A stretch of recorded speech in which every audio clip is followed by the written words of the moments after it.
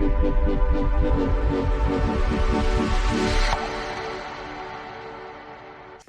know, a question that we get a lot from families before they retire is, hey, should we pay our house off before we retire, as we're moving into retirement? And it can really be a tough question because it depends. And there's really, you could look at it two different ways. And one is from an emotional standpoint.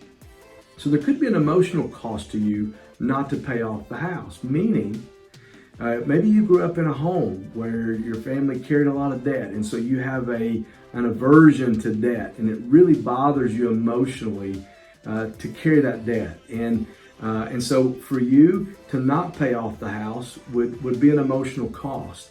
And, you know, I hear people that we'll talk about, we have clients that when they pay off their home, you know, there's this sense of freedom that comes from that. And you can't put a price tag on that.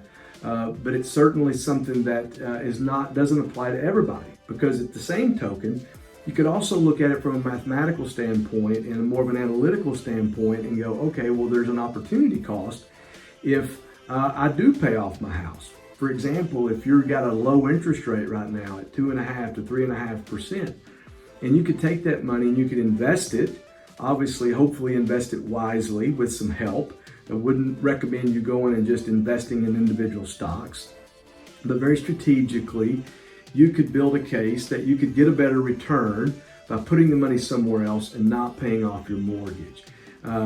Depending on the size mortgage, you may need some tax benefits. And so not paying off your mortgage, if you've got enough expenses where you can itemize, then there's a tax benefit to you there.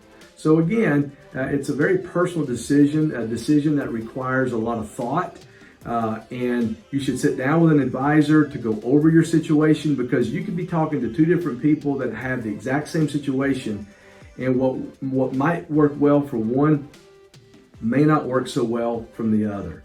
So make sure you do your homework and you get some help before you make that decision.